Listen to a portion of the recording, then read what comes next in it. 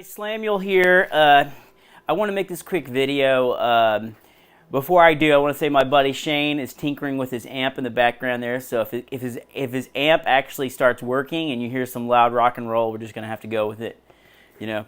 He's trying to fix his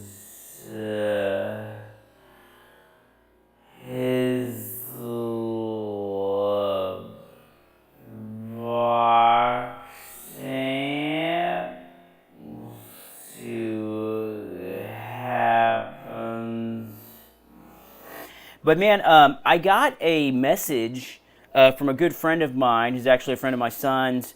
Really thoughtful message on, text this morning, and I was thinking about it, and so I thought, I was gonna. Let me share the text message. I'm not going to reveal who it is. It's a good friend of mine. He's a young kid. He's about 18, but he's a musician. Really smart guy. Really creative, talented, just like my son.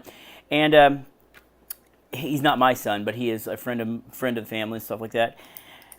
He said, "Hey, He said, "Hey, Mr. Sam," he calls me Mr. Sam. "I've been looking to really break into the music industry lately, but I haven't been able to figure out how to take that step. Do you think you could help me out with setting up an identity for my music through social media or otherwise? I don't need too much guidance. I am just not sure where to begin." All right, well, hey, I just want to make this video because I think it's a great question, and also, like, this may be, like, too broad of information, but I thought, it's a great question. How do you break into creating a music identity? Some years ago, by the way, I started going by Slamuel Cunningham, and I have the #1 Google search engine for Slamuel Cunningham. So I'm on the first page. Like a lot of people maybe don't know, but Bob Dylan was not Bob Dylan's real name. His real name was Robert Zimmerman. And I mean, I'm not saying that Slamuel is the coolest name in the world, but it was just something that I could be unique and something that could get at least get traction for search optimization and things like that. But and it kind of helps separate some things for me. But so anyway, so what he was basically saying, and actually his question is really simple: how does get an identity going on social media? I'm probably going to share like a little bit too much information here, so this may not be exactly what he was wanting to get the answer to, but I'm just going to tell you what I started thinking about a lot of different things.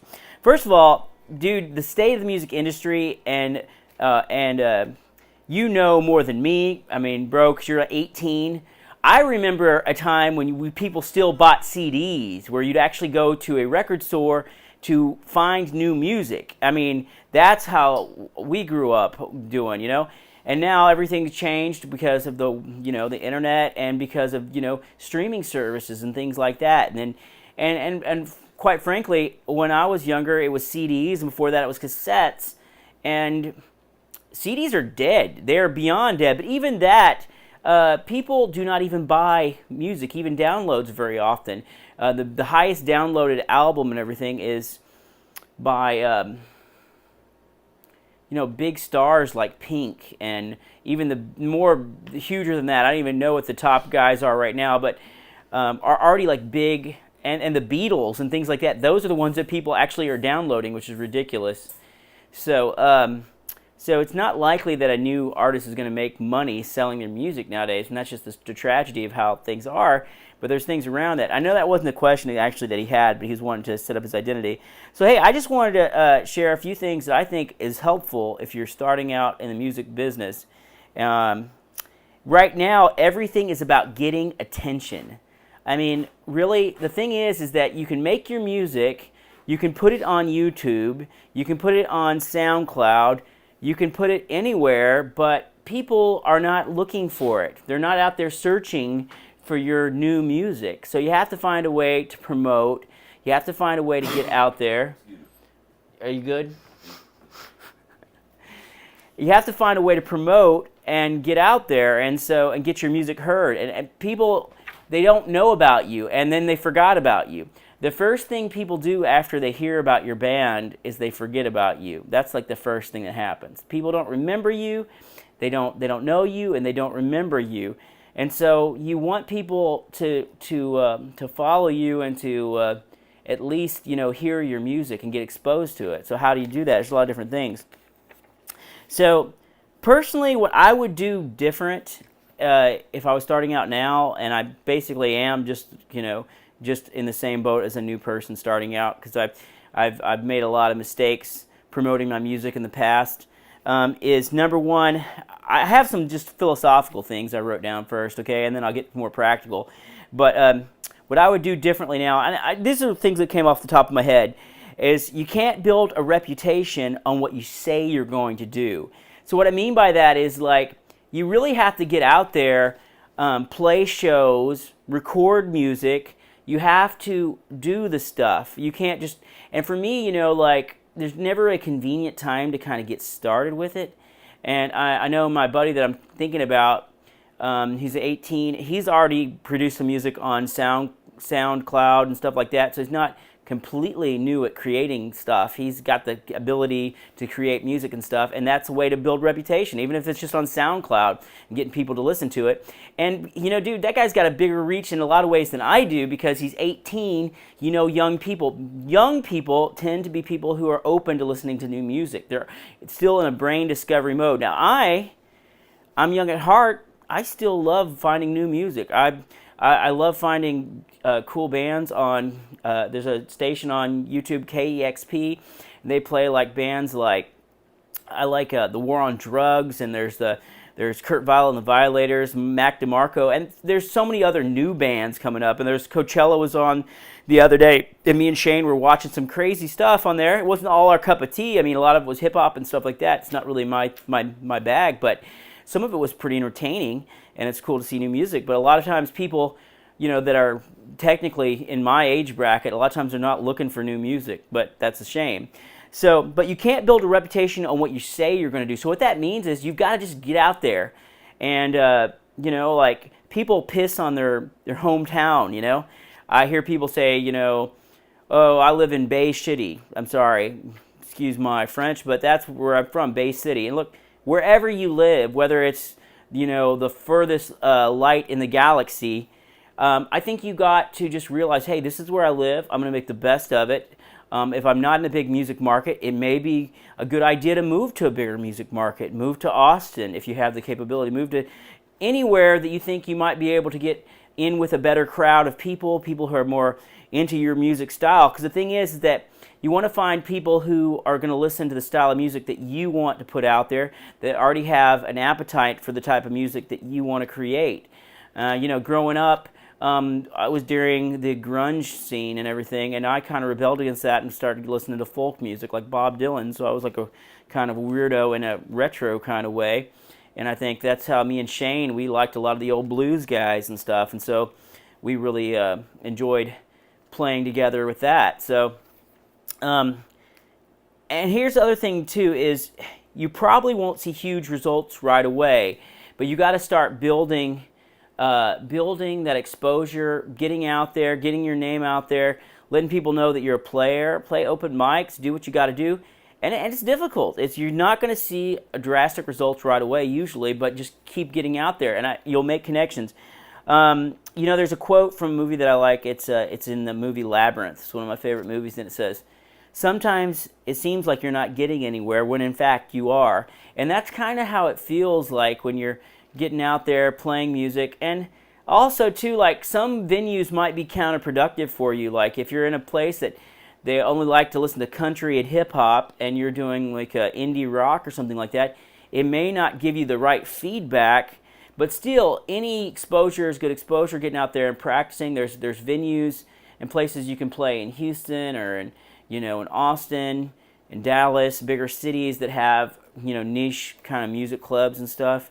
You just have to find your audience. And in Houston too, there's a place that I really like. It's called the Last Concert Cafe. I played an open mic there last year, and I really enjoyed it. The people were so different than what I was used to here. They're a little bit more of the hippie types and stuff, and they're pretty cool. But there's different crowds, for whatever kind of music that you're into. If you're into stoner metal, you just need to find out where those guys are playing, where you can find, where you can find a place for that outlet. But long term, you need to have patience, and that's the thing is, for me, when I was starting out with my music, what really hurt me is I would start and stop a lot. I made a CD years ago, and I didn't see results that I wanted right away, and then after a year, I basically quit. And things happen, man. I just, got busy trying to make a living and trying to survive and do different things, and, you put the music aside. But if it's in your heart and this is something you really want to do with, for your life, you got to figure out a way to work it in to your plan if you're going to keep promoting your music. So I'm sorry, man, I'm getting a little philosophical here first, and then I'm going to tell you some practical things that I think are good ideas. Long term, you got to have patience. If this is really something you love and you really want to make music, you can't have a 1-year outlook. You need to have at least 5-10 years saying, hey, I'm going to do this. I'm going to put 5-10 years into making music and producing music, and have some goals, like I want to make, a record a year. Or I want to make, produce my real music, on iTunes and Spotify and TuneCore or whatever, and I'll talk about that later, and get it out there to people.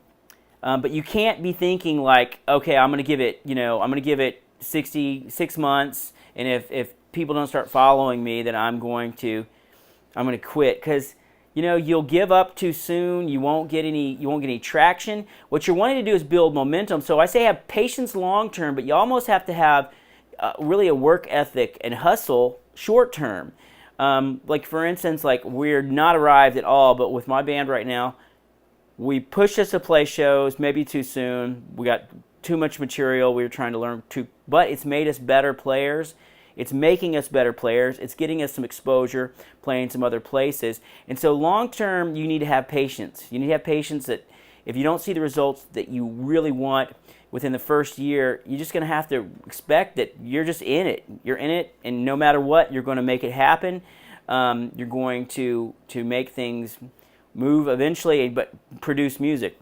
And then number 3, what I think is decide what you want to trade your life for. So hey, music's not for everybody. Look, if you aren't really passionate about some aspect of music, whether it's the songwriting part, whether it's playing guitar, and you just love playing guitar, it gives you that satisfaction that you're on stage and you're playing guitar, or you wrote a track on an album, you played a guitar part on a song in the studio.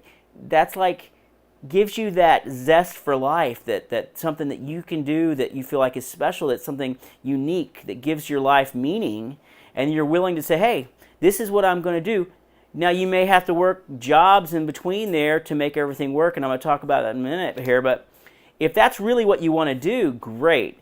I think the days of people just wanting to be famous, I mean, it's cool and all if you want to be famous, but if that's the only reason why you want to do music, you're just going to probably be heartbroken, and probably it may not happen, and you're going to quit and give up, because it's the days of big rock stars is pretty much over. Now, I might be wrong. I mean, it's kind of gotten to be where people can get famous on Instagram and Snapchat and do things like that, and all of a sudden get hyped up. It's working. Oh, what? You got to be Kim Kardashian and take off your clothes and shake your butt on Instagram to get a following these days, right? But beside, if that's what you really want, and so like for me, I'm a songwriter and I love writing music, and I've taken different incarnations of it. Okay, but the thing is that I really, really, at my core, love writing songs, and I love playing the songs that I've written. It puts me in a different plane, and every time I've shut that area of my life off and stopped playing music, it's led me to a depressive state. I feel not close to my real identity, and so it gives me a lot of joy playing my own music. So I'm really a songwriter. I will play a cover when I need to play a venue. And I'm working through all that, and I love Tom Petty, and I love the blues, and I love a lot of different artists and stuff, but I really love playing my own original music. So that's what gets me excited. That's what makes me happy about life, and I got to remember that. Hey, sometimes things get just like it's like work. You got to forget, hey, we do this because doing it is the reward. Actually playing music is the reward, and sometimes we forget about that. Yes, if possible, I want to get paid if we can. It helps us keep going, and makes it worthwhile hauling all that equipment around and practicing all those hours and buying all that gear and stuff. And then I was going to say number 4. So number 1 is you can't build a reputation on what you say you're going to do. And number 2 is really patience. You want to have short-term hustle, long-term patience. Number 3, decide what you really want to trade your life for. Because really, life is short, man. Life is just one quick trip to the graveyard, man. I don't care if you live to be 80 or 100. It's really short, man. And you look in retrospective, it's just freaking short. And number 4 is do what you really want, because sometimes the only person you can please. Look, everybody has an opinion, and if you're playing metal because all your friends like metal, but you're really not that into it, or it's not really your passion, and that might be cool. You might have a following, and I'm just not picking on metal, but I'm just saying it could be anything. If you're playing country music, and that's just because people say you should play country, or if you're playing alternative rock when you'd rather be doing hip-hop, which I don't think that ever happens, because why would you do that if you really want to play hip-hop? Or you're doing hip-hop, but you really want to play something else. I don't know. I really believe you got to be true to yourself and do what's going to make you happy. I mean, for me, I've had different incarnations of bands. We had Ruins of Eden. We made a little record. I've come to the conclusion that, that people will let you down from time to time. People are going to quit. Bands are going to break up sometimes. So I'm kind of a solo/band. I'm a soloist in the sense, like, if nobody else plays the gig, I'm going to play with acoustic guitar. But, changing it up and playing electric is so much more fun sometimes. It really is. And I'm really happy. I love this new band we've got going. I'm really excited about the new bass player. We have Bobby Von Paul playing with us on bass, and dude, I love hanging out with my brother Shane, playing blues with him and learning stuff. Dude, I learned so much from Shane too. Like there's songs that I've been playing wrong for years, like Into the Great Wide Open, and we started figuring out the correct chord structure. Silly, but I play the music that I want to play. I get to write my songs, and that's what really makes me happy, and I get to play my songs. So in the end of the day, we do what we have to do what we really want to do. And okay, number 5, which is not in any order of importance, but be a badass, man. And I'm not saying I'm there. I'm just saying that should be the goal. Like, if you want to make a music identity, I've always said that we've just got to be really good. The band has got to be really good. Be a pro, man. Bring your guitar playing up. Make sure, if this is something you're going to do, that you want to do in some incarnation for the rest of your life, be a pro. Make a decision to learn your craft, learn about guitar, learn scales, learn chord theory, learn about, sound technology and things, like whatever can make you better. And then get out there and when you play a show, put your heart into it. Do stuff that other people don't do because you're more into it than them, and you can figure it out. So these are like philosophical things, okay? And Dave Grohl is the one who says, if you're badass enough, nobody will stop you. They'll come to your shows. And that's kind of true, but at the same time I think, I'm not going to say that's not true, but at the same time, I think there's so much competition for music right now that so many people are doing it and just releasing it on YouTube, and it's just getting lost on SoundCloud or YouTube, and nobody's listening to it. So it's not necessarily like if you're just good enough, people will search for you and find you.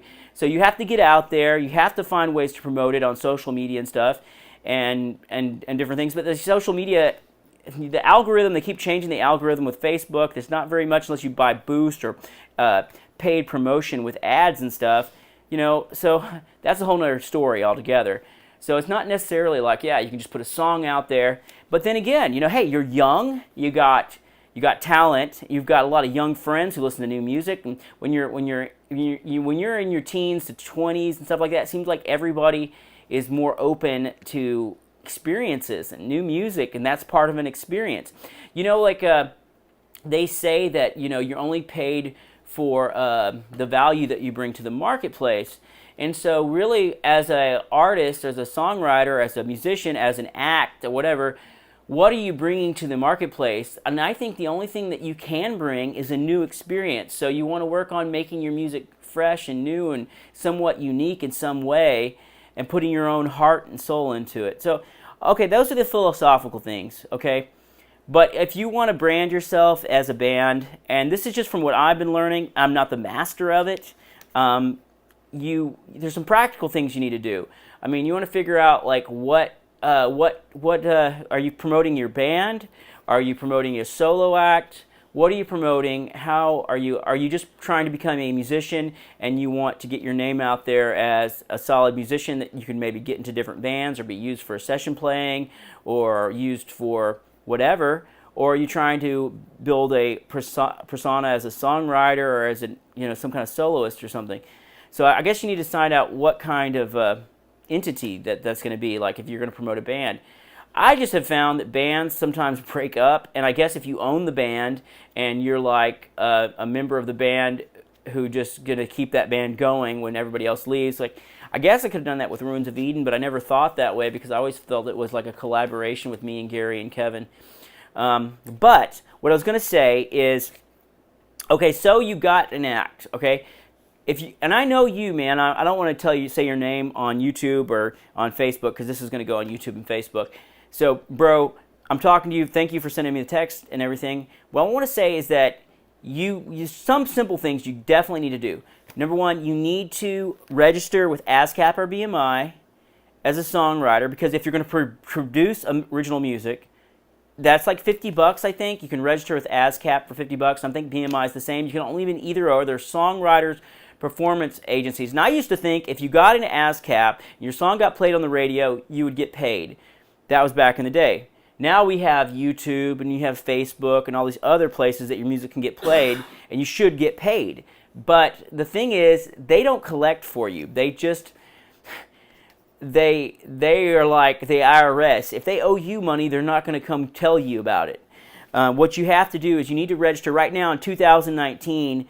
I would recommend releasing all your stuff on TuneCore. First of all, you need to register as an ASCAP artist and register your song. So that's just a practical, boring thing to do. It's once you produce a song, you write a song, you register it on ASCAP.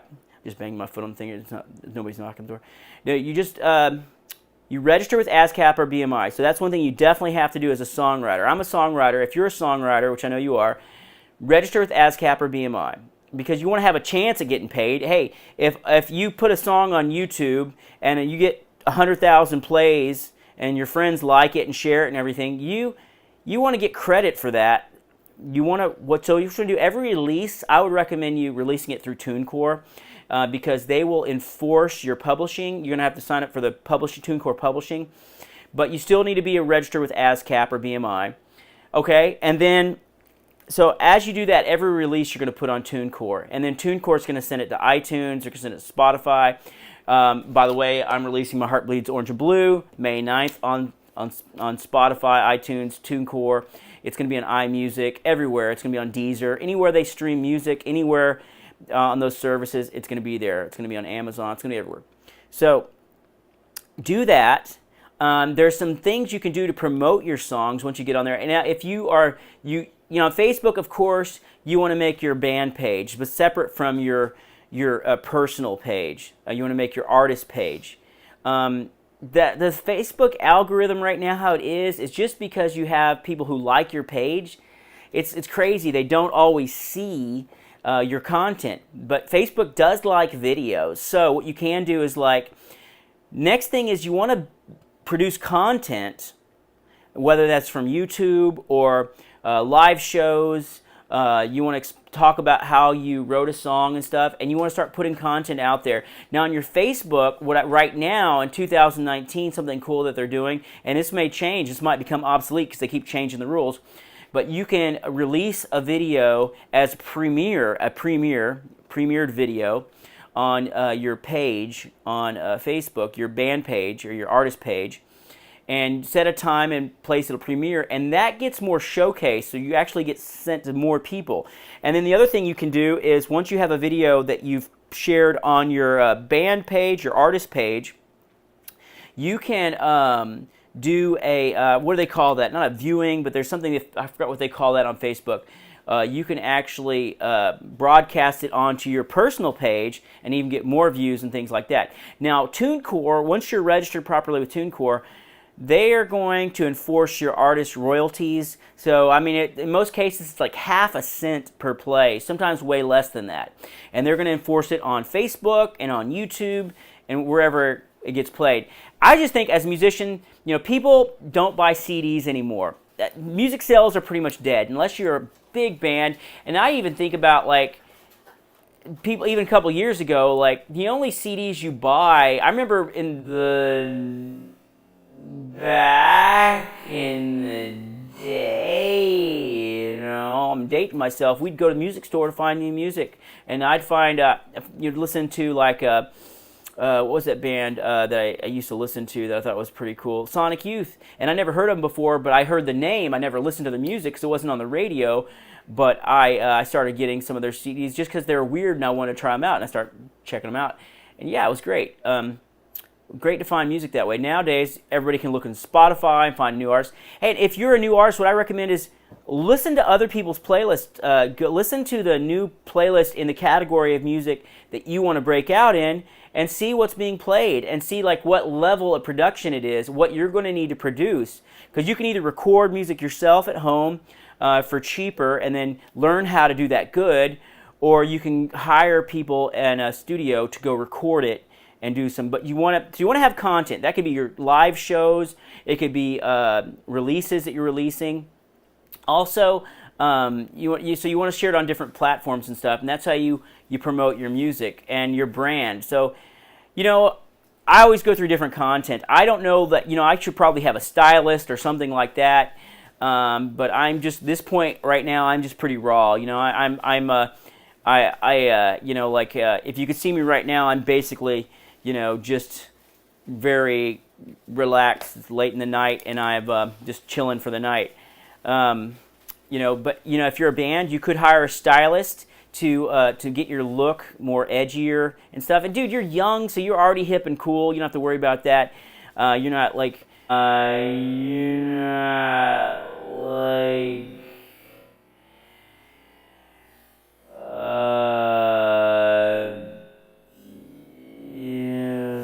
some old dude like me. Basically what I said, you want to register with TuneCore, register with ASCAP or BMI. And then, the second thing I would say, practical advice, take care of your finances, because, dude, you just, even though you're doing this music thing, you need to have a job, of course, and find a better job, and keep working on the music on the side unless you get to a point where, now that's another thing, that's an actual truth. Like, if you can find a way to do music full-time, man, you will probably do way better than somebody who has to work a full-time job in a lot of times. But sometimes you may not have the money for the equipment that you need. You may not have the money for producing the albums that you need. So it's all a trade-off sometimes. When you're young and you get maybe a lucky break, or you get in with connections. The other thing I was going to say is take care of your relationships, man. This is so true. It's so important, man. It's something that took me for a long time to figure out, because a lot of times I've been so selfish and so focused on myself and stuff and not focused on other people. Is that, first of all, you can't sleep with your guitar. I mean, you can sleep with your guitar. I mean, you can sleep with your guitar. I mean, you can sleep with your guitar, but it's not going to keep you comfortable at night. You can marry it in some states. I guess if you're from California, you can marry your guitar. I mean, I'm sure they prove that. But anyways, what I was going to say is, though, not only your family relationships, whether you're significant other or whatever. The day of being a rock star is really just an illusion. At the end of the day, you want to have your family support. That's whether you're your loved ones or whatever. And playing music is tough. It is tough on relationships and stuff. You want to find somebody who gets you and gets you as a person, and invest in that relationship. Now, somebody, obviously, if you say, hey, I want to do this thing, I want to really push music, I want to promote my music and stuff, and you meet somebody who's like totally against that, well, you're going to really have problems. So you want to find somebody who feeds your passion, But what I was going to say about relationships, so it's your family and friends and stuff, and you want to have good relationships, but also in the music business too, your relationships are the ones that are going to really promote and help you. You know what I found a lot of times that I don't really have a huge fan base, but I've had a few really nice peers that have heard me play at open mics and things like that, and my other musicians, fellow musicians, have actually helped promote me. And if it wasn't for a few musicians who were encouraging me and getting me on different venues and gigs and stuff, I mean, I'm not saying I would quit, but man, I was very discouraged at times. You know, it's a very harsh business because, you know, everybody's got an opinion. I mean, and people who aren't even making music will criticize your music, and it's a hard business sometimes. But you know, the relationships of people that you make at the gigs, open mics, and other bands that you might work with, you know, treat everybody right and help them. If you find a band you really like, support them, because a lot of times they're the ones who are going to help support you and help you get you on the next gig, and they're going to be the ones that help you, you know, promote to the next level or get some more exposure. And by helping other bands out and, you know, encouraging other people, it all comes back around. Relationships are really important. So that's pretty much what I want to say. Now, practically, I don't know if I gave you a whole bunch of advice. I have to talk for like 30 minutes, but I don't know if I practically gave you really advice about the promotion side of it. Is, you know, I can kind of give you some other tips and stuff about, you know, making some. There's a couple apps you can get on your phone for editing video and stuff. iMovies is really good, but you need to have fresh content coming out for your band. You want to be promoting that.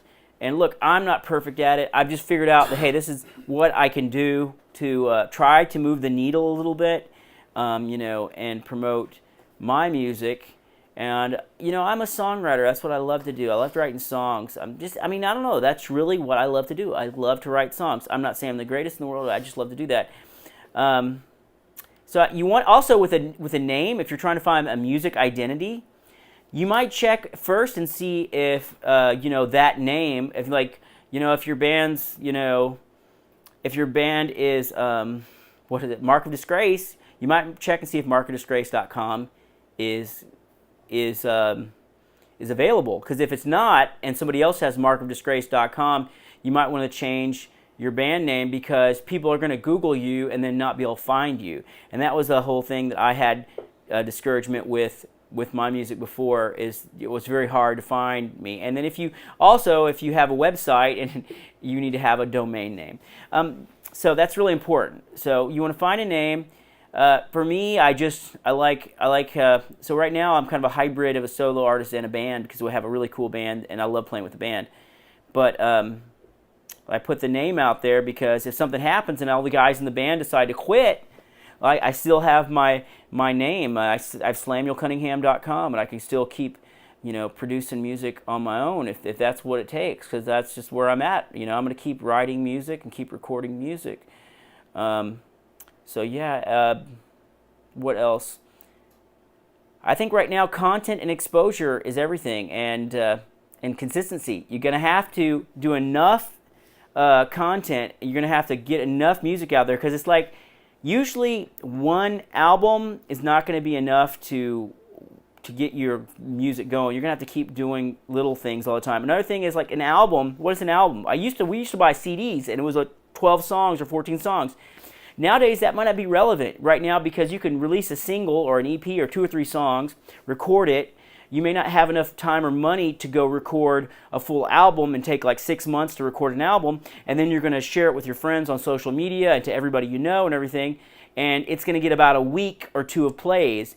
Now, if you're the Foo Fighters or if you're Coheed and Cambria, you can take an album and you can tour on that for a year. But as a new artist, unsigned artist, you're not going to get that kind of exposure. But what you will do, you want to start building those relationships. Like, you know, I was really fortunate. William Braun played some of my songs on the Texas Edge Radio, and I think it's so cool. And so I get mad props out to TexasEdgeRadio.com. It's an awesome online streaming radio station, TexasEdgeRadio.com. So check it out if you don't know about it. And then also I was fortunate to have, Christy McFit not Christy McShannon. I'm getting the two people mixed up, but the people over at GalvestonFreeRadio.com. I'm not even saying it right. I think it's but it's a radio station in Galveston. They're really cool people, and they play original music. And they have a show in there called The Flip Side, and they had me come on a Wednesday and play live. So you gotta, and that's really important too, man. Don't burn bridges with people. I know I have it in the past. It's easy to get this pretentious attitude of like you really do need to be cool to people and treat them right so that they'll want to work with you some more, and they'll want to when your next release comes out. And so also, like with your Spotify, Spotify is another place that pays people streams, but you're going to have thousands and thousands, hundreds of thousands of millions of streams to really make any kind of money. But that's where it's all going to, and you could actually make friends with other bands and say, hey, I like this song, I'm going to add it to my playlist, and I'm going to share it with some of my friends. Will you please listen to my songs and see if you can add it to your playlist? And Spotify looks at, sees which songs are being added to playlists, and then if your song is being added to a lot of different playlists, what I'm understanding is then it gets a chance of being picked up by some little bit bigger playlists, and then the editorial staff of Spotify will look at it, and they have the new music playlists, and they have different categories of playlists, alternative rock playlists. I'm sure they have a stoner metal playlist on Spotify, whatever type of music you're into. If it's hardcore Norwegian metal, I'm sure there's a playlist for it. So right now, and everything right now, I think in the music business is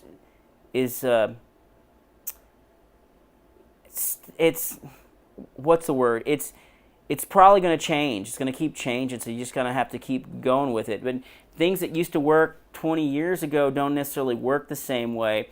Another thing, man, I personally believe that there is no way to make it as a cover band to a professional level unless you're these circuit touring bands that just play like these small circuits of places.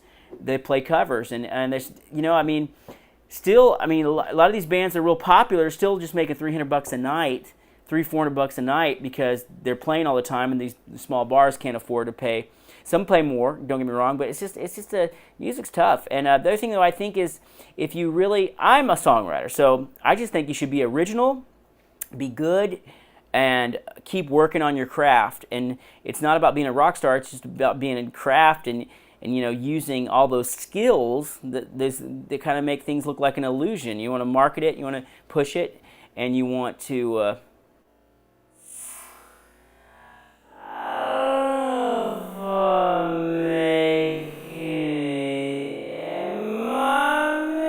make any sense, Shane? Sorta? Yeah. Yeah, it might be some, you might be, Right. I'm trying to make sense.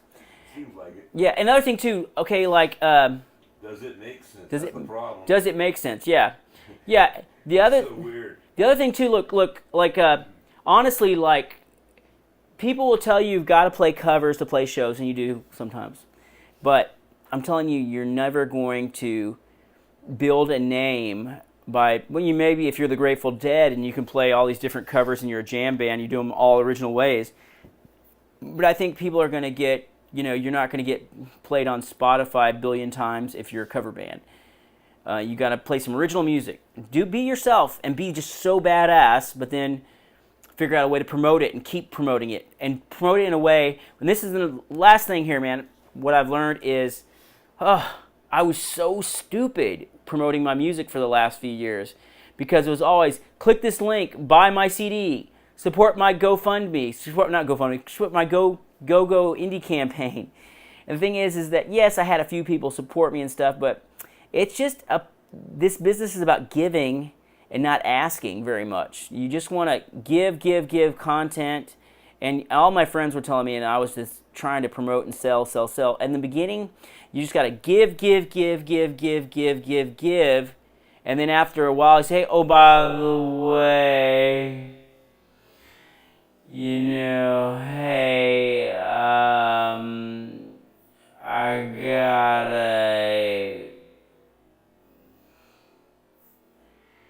I have a, what do you call Kickstarter campaign coming up for my new album that's coming out in August or something. Like, please support me so we can keep the music going. But for the most part, you're just giving out free content, and that's just how it is right now, because what you want is attention. They say, you know, like, oh, I can't pay my rent on exposure, and that's why you need to have a job. But you need exposure. You need attention. You need people listening to your music, checking out your music, and people are just so playing the shows and taking videos of the shows.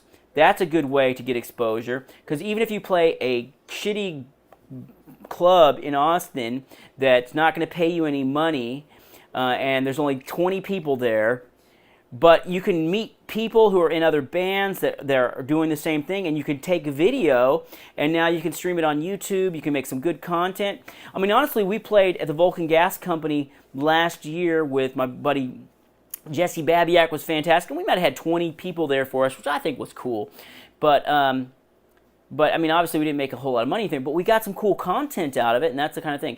Anyway, so I'm ranting and raving and trying to give you guys some ideas. So, I mean, practical-wise, you need to publish your music, and you need to get on TuneCore. That's so you can have a chance of getting paid, and promote, but don't try to sell it. Just offer value and content to people, whether it's, you know, you behind the stage, joking around with your friends. You guys were awesome, actually. Like, Caleb, my son, I don't know, he got like so many people to watch a video of him eating a Carolina Reaper pepper. And that's just awesome, man. I mean, if you have a band, I think it'd be totally worth it to go, you know, try to eat the huge pizza from what is it, CC's now, I think, or somewhere like that, where if you eat the pizza, it's like a huge pizza. If you eat it, and it's free, you and one other person, and they pay you $50 or something like that. I don't know, but anyways, I hope you got something out of this, man, and you know. I think if there's anything I would do differently is I would take better care of my relationships with music, and I would have a long-term plan and not be discouraged short-term wise when things don't go the way that I want to. And you need to build a catalog. I wished all my songs were produced as well as My Heart Bleeds Orange and Blue and were on Spotify and TuneCore.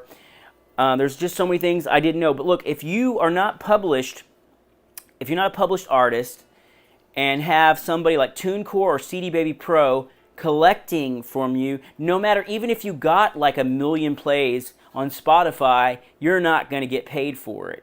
And all those things go into databases too, which tells record labels and industry people, hey, this guy's getting some steam. So you want to definitely get the bases covered, but that doesn't necessarily give you anything, but it at least gives you an opportunity. So if something did click for you, you would get If you have any particular questions, please just comment or message me, and I'll be glad to tell you anything I know and anything I've been learning about. There's a couple other places too that, you know, they just changed the algorithm on Instagram and Spotify a lot, so there's a lot of things that they used to work that may not work still, but there's a bunch of different people selling different, like, you know, systems for getting your plays out there. I think it's worth finding out about. You know, it's worth listening to and figuring out, you know, is this something that's going to help me, you know, promote my music? So, I mean, you got to take a chance, you got to learn. So,